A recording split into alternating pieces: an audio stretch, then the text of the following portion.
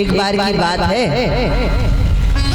हम जैसे नए युवक 12-13 लोग ट्रेन में सफर कर रहे थे। प्रेम से कहिए। अब ट्रेन में सफर कर रहे थे तो अब उनको कुछ एंजॉयमेंट के लिए कुछ चाहिए था, उनको एंजॉयमेंट के लिए कुछ चाहिए था। तो भैया अब एंजॉयमेंट नहीं हो रहा है, ट्रेन में बैठे बैठे बोर हो रहे हैं, तो क्या करें? एक काम करते, चेन खींच देते। प्रेम से कहिए। अरे नहीं नहीं, उसमें से एक मित्र ने कहा, अगर तूने अगर चेन खींच दी तो टीटी आएगा और हमको पकड़कर ले जाएगा, जुर्माना और अलग से लगाएगा। तो उन नव युवकों ने देखा कि सामने एक दादाजी बैठे थे, सामने वाली सीट पे। जैसे ही दादाजी बैठे तो उस युवक ने कहा, सुनो सुनो, अपन ट्रेन की चेन खींच देते हैं और जैसे ही टीटी आएगा वैसे ही कह देंगे कि ये दादाजी ने ट्रेन की चेन खींची है। प्रेम से बोलो। अब क्या किया? उस व्यक्ति ने कहा, लाओ तुम्हारे पास पैसे हैं? मान लो अगर टीटी ने पैसे मांग लिए तो अपन अपने पास भी तो होना चाहिए। तो जितने भी 12-13 लड़के थे उन्होंने 50-100 ऐसे कर करके टोटल पैसे हुए 1200 रुपए। कितने हुए?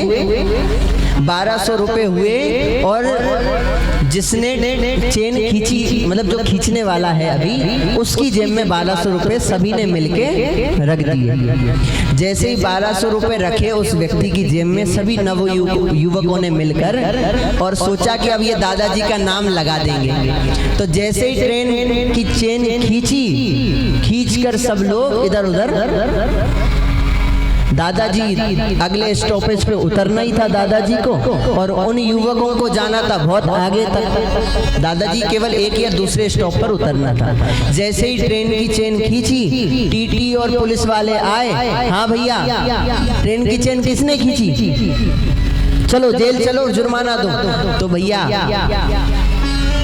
उनमें से, उन लड़कों में से कहा, अरे सर सर सर, ये ट्रेन की चेन ये दादाजी ने खींची। अब वो दादाजी तो खूब गिड़गिड़ाए, हाथ जोड़े, अरे साहब मैंने नहीं खींची, इन्हीं ने खींची मस्ती मस्ती में।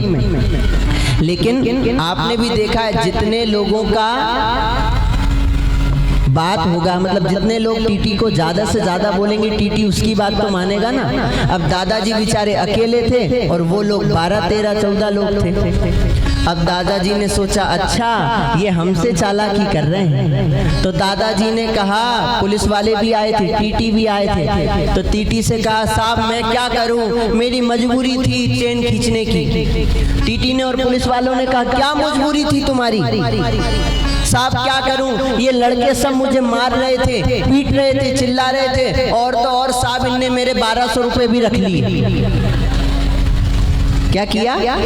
इनने मेरे 1200 रुपए भी रख लिए। इस व्यक्ति की आगे वाली जेब में है साहब। अगर विश्वास नहीं हो तो आप हाथ डालकर देखो और गिन के देखो, 1200 ही होंगे।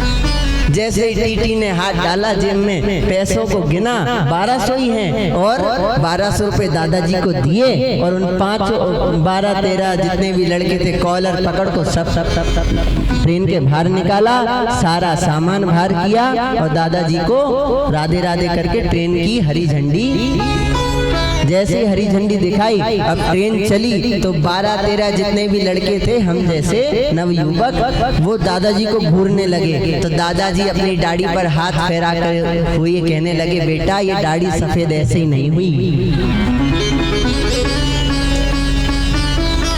प्रेम से कहिए। टिकट भी छूट गया, एंजॉय भी खत्म हो गया, 1200 रुपए भी चले गए, और दादाजी को 1200 का फायदा भी हो गया और वो अगले स्टॉपेज पर।